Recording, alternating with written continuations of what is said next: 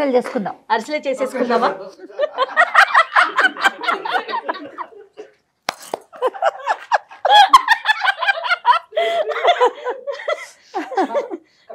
తిరిగినంతసేపు తిరిగారు రమ్మగారు. తిరగాల ఈ చీర ఒకటి ఇక్కడ ఓపెన్ అయింది కదా, ఇది కనపడుతుంది. ఇది ఒక టెన్షన్. మీరేమో న్యాచురల్ గా ఉండాలన్నారు కదా, అంత ఒకటి చెప్పడా?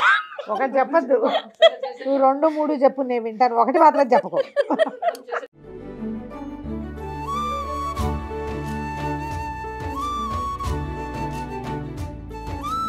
సుమన్ టీవీ ప్రేక్షకులందరికీ సంక్రాంతి శుభాకాంక్షలు. సంక్రాంతికి మనమంతా అరిసెలు, చెక్కినాలు, అలాగే కజ్జికాయలు, రకరకాల పిండి వంటలు చేసుకుంటాం కదా. ఎప్పట్లాగా కిచెన్లో కాకుండా కొంచెం కొత్తగా, మాకు కొత్తగా ఉండాలి, చూసేందుకు మీకు కొత్తగా ఉండాలి కదా. అందుకే ఈ సెటప్ అంతా వేసుకున్నామండి. సో నాతో పాటు రమ్మగారు కూడా రెడీగా ఉన్నారు. ఫస్ట్ ఏం పిండి వంట చేసి చూపిస్తున్నారు, దానికి అసలు ఏమేం కావాలి, రమ్మగారిని అడిగే తెలుసుకుందాం. రమ్మగారు ఏంటండి, ఏం చేస్తున్నారు? ఏం పిండి వంట చేసి చూపించబోతున్నారు మాకు? బెల్లం వేసుకుని అరిసెలు చేసుకుందాము. ఓ సూపర్. పండక్కి మామూలుగా అరిసెలు చేసుకున్నాం, కొత్త బియ్యం వస్తాయని.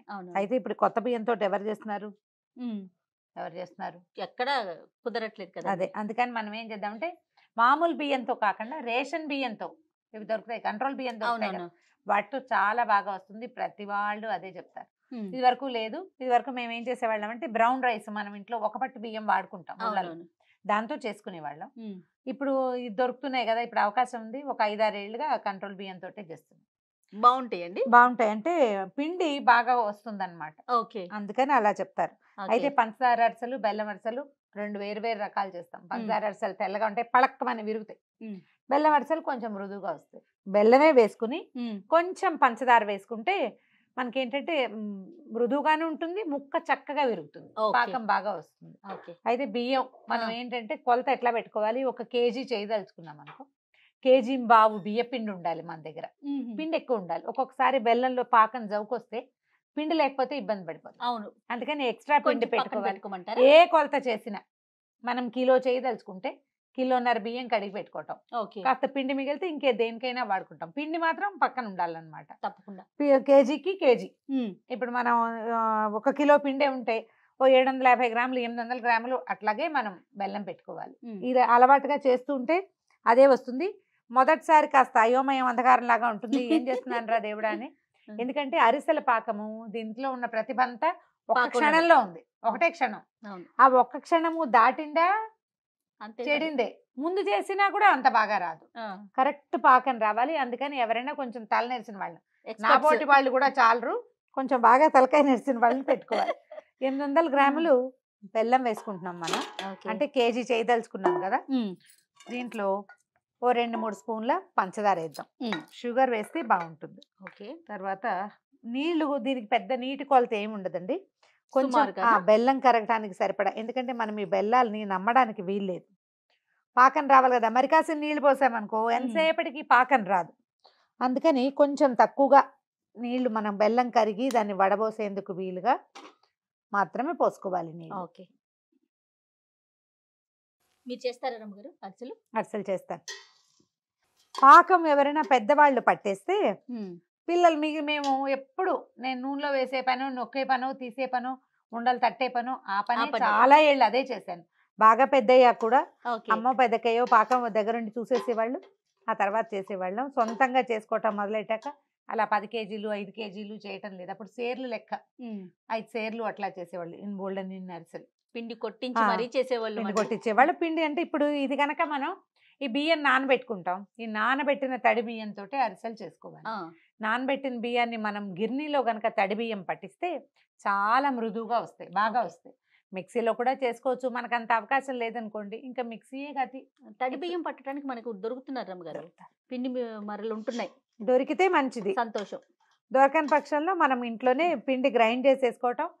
ఇది ఎట్లా చేయాలంటే టైం ఎక్కువ ఇవ్వకూడదు. పిండి గ్రైండ్ చేసేసుకోవటం, జల్లించేసుకోవటం. ఆ తడి పిండి ఆరిపోకుండా దాని మీద ఒక తెల్లటి బట్ట పిండేసి దాని మీద పిండి మీద వేసేయాలి. పిండి ఆరిపోయిందంటే అరిసెలు సరిగా రావు, అవును, పాకం రాదు.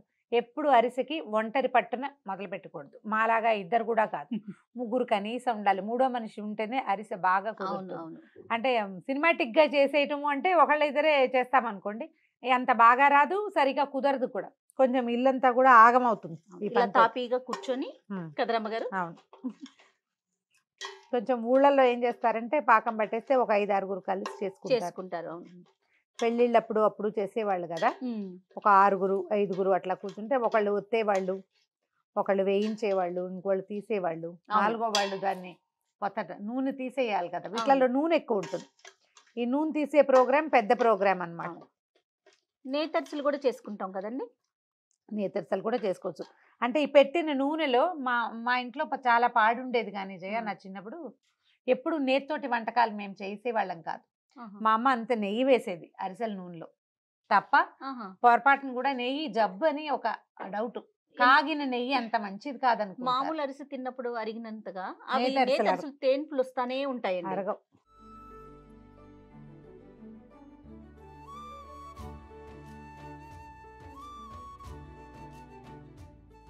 బెల్లం కరిగిపోయింది జయ, కొంచెం ఇసుక ఉండేందుకు అవకాశం ఉంది.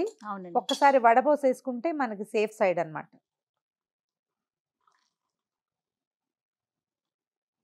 పెద్దగా లేదు కానీ మన తృప్తి కోసం. ఇదిగో ఇదిగో ఓ గిన్నెలో ఉందండి. గిన్నెలో ఒకసారి కడిగేసి మళ్ళీ పాకం పెట్టుకో. అట్లా మళ్ళీ స్టవ్ వెలిగించడం, ఈ వడపోసిన పాకాన్ని పోసేద్దాం గిన్నెలో.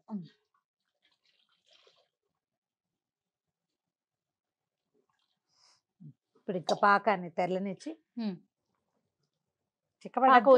ఇంకొంచెం చిక్కబడాలి కదా. ఇది ఎక్కడ ఇంకా ఏం లేదు, లేదు చూడు, ఒక తీగ వస్తుంది మనకి. ఓకే. ఉండపాకం కావాలి, తీగ పాకం కాదు.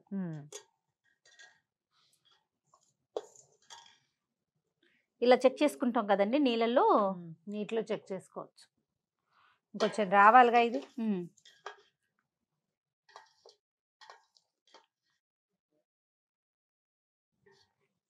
మనం పోసిన నీళ్ళని బట్టి ఈ టైం ఉంటుంది జయ. మనం నీళ్ళు ఎక్కువ పోసిన కొందికి టైం ఎక్కువ పడుతుంది. నీళ్ళు పోయకపోతే మనం వడపోసుకోలేం కాబట్టి నీరు పోసుకో తప్పదు. ఇంకా అది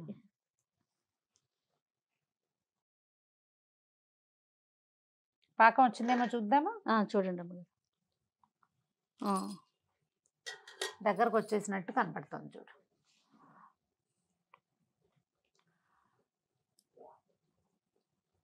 మనం ఇది చూసే లోపల అది వచ్చేస్తుంది. అవునవును చూడు, గట్టి తిత్తి వస్తుంది. చాలండి ఈ మాత్రం. ఇంకొక క్షణం ఉంటే సరిపోతుంది. ఓకే చూడు, కానీ క్షణాలతోనే లెక్క కదండి. దగ్గరకు వచ్చేసింది కదా. కొంచెం నెయ్యి, 1 స్పూను లేదా 2 స్పూన్లు నెయ్యి వేయటం. సిమ్లో పెట్టుకోండి పొయ్యి. తర్వాత ఏలక పొడి, ఇదిగో 1 స్పూను 2 స్పూన్ల యాలకుల పొడి వేసుకోవటం. స్టవ్ సిమ్లో పెట్టి పిండి పోసేది. ఓకే.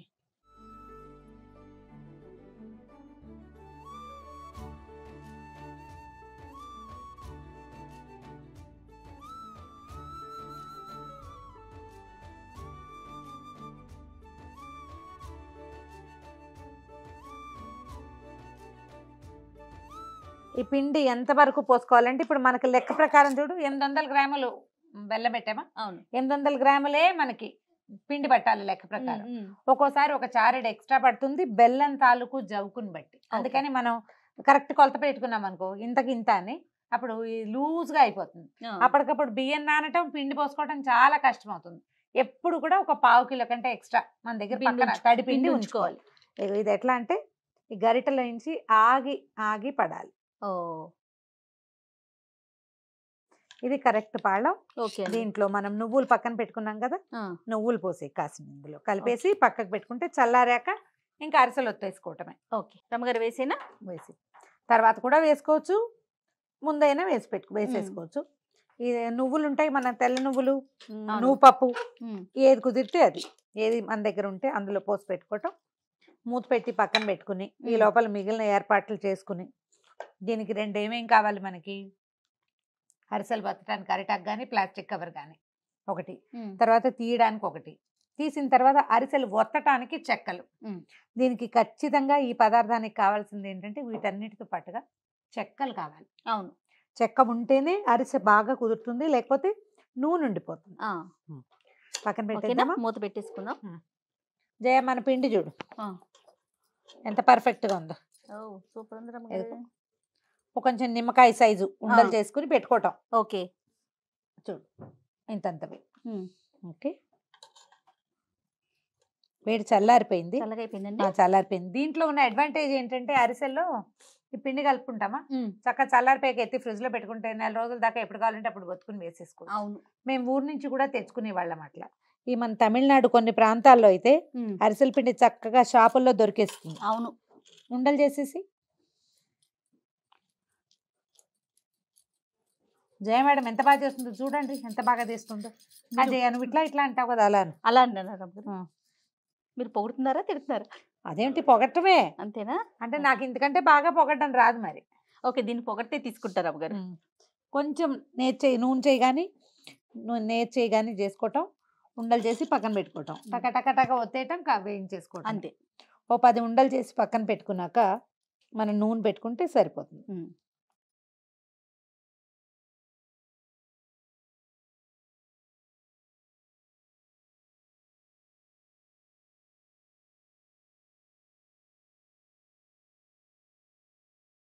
చూడండి అమ్మగారు, సైజ్ చాలా ఇంకొంచెం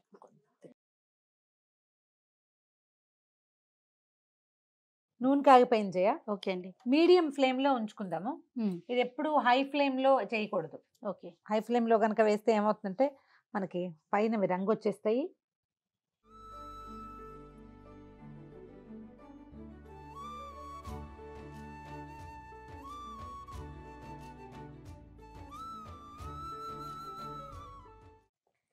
పూరీలాగా వచ్చేస్తాయి జయ పైకి.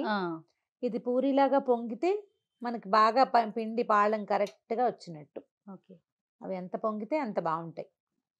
అరిసెలు మెత్తగా ఉంటేనే బాగుంటాయి రమ్మగారు, నాకైతే అట్లా నచ్చుతుంది టేస్ట్. మీకు అండి? అంతే, మెత్తగా అంటే కొంచెం కరకరలాడాలని ఉంటుంది. ఓకే, మన అలవాటు. కొంతమంది గట్టిగా చేసుకుంటారు, అవి బాగున్నాయి అనుకుంటారు వాళ్ళ టేస్ట్ని బట్టి. వాళ్ళకి కరకరలాడితే ఇష్టము.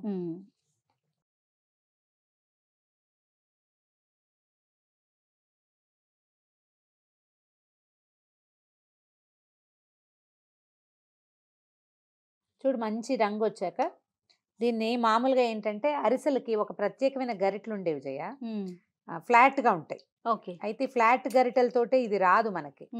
ఏదో ఒక గరిటె మన వెసులుబాటు ఉంటే పాతకాలంలో లాగా మన దగ్గర మంచిది. దీన్ని ఒత్తేసేయాలి, నూనెలో ఒత్తేసి అప్పుడు మనం చెక్కలు పెట్టుకుంటాం కదా, అవును, వాటి మీదకి ట్రాన్స్ఫర్ చేసుకోవాలి. ఈ అరిసె చెక్కని ఒత్తటం చాలా ఇంపార్టెంట్. ఒత్తేసరికల్లా ఏమవుతుంది చూడు, అట్లా షేప్ వస్తుంది కరెక్ట్గా. అవును, తర్వాత నూనె ఎక్స్ట్రా ఏది ఉందో అది బయటకు వచ్చేస్తుంది అన్నమాట. ఒత్తాక దాన్ని తీసి అలాగా పక్కకు పెట్టేసుకోవటమే. ఓకే, అట్లా ఈ పనులకి 2-3 ఉండాలని చెప్పింది. ఎందుకంటే ఒకళ్ళు తీసేవాళ్ళు, ఒకళ్ళు వేసేవాళ్ళు, ఒకళ్ళు ఒత్తేవాళ్ళు, అలా కావాలన్నమాట మనకి. అవును,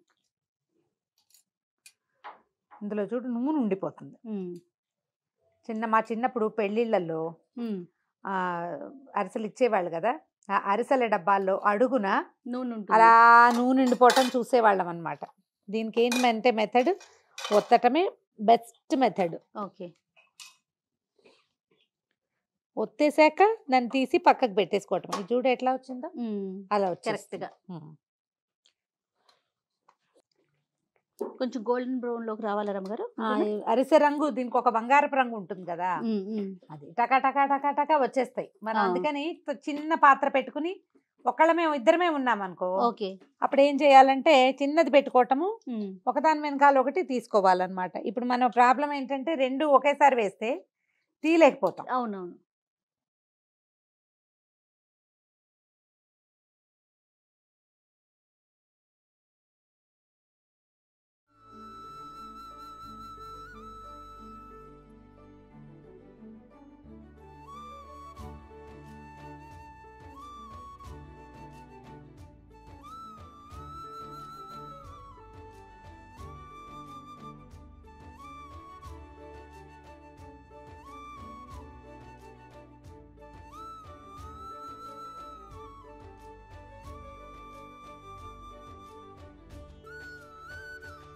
సో చూసారు కదండి, చక్కగా రమ్మగారు అన్నట్లుగా ఇద్దరం చాలలేదు, స్క్రీన్ మీద మాత్రం మేము ఇద్దరమే కనిపిస్తున్నాం. మా వెనకాల ఎంటైర్ క్రూ అంతా వర్క్ చేసింది అరిసెలు చేయడానికి. మీరు కూడా మీ కుటుంబంలో ఫ్యామిలీలో ఎంతమంది ఉంటే అంతమందిని వాడేసేయండి. పిల్లలతో జాగ్రత్త, చక్కగా అరిసెలు చేసుకోండి. ఈ సంక్రాంతి పండుగను ఎంజాయ్ చేయండి. ఏం రమ్మగారు? ఒకసారి పాకం చేసి పెట్టుకుంటే 10-15 రోజులు నిల్వ ఉంటుంది. కావాల్సినన్ని ఈ పూట చేసుకోవటము, మళ్ళీ ఫ్రిడ్జ్ లో పెట్టుకుని మళ్ళీ మళ్ళీ ఎప్పుడు కావాలనుకుంటే అప్పుడు చేసుకోండి. ఫ్రిడ్జ్ లో నుంచి తీసి ఒక గంట ముందు బయట పెడితే చక్కగా చేసేసుకోవచ్చు. జస్ట్ చిన్న పాత్ర పెట్టుకుంటే సరిపోతుంది, చకచకా చేసేసుకోవచ్చు. లాస్ట్ వన్ వేసేస్తారా? వేసేద్దాం. రైట్. సో ఫైనల్గా పాకం చేసి పెట్టుకోండి.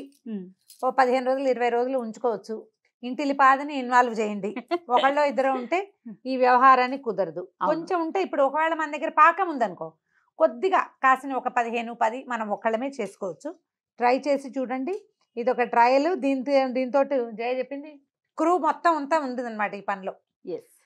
సో మరి ప్రేక్షకులందరికీ మరొకసారి సంక్రాంతి శుభాకాంక్షలు.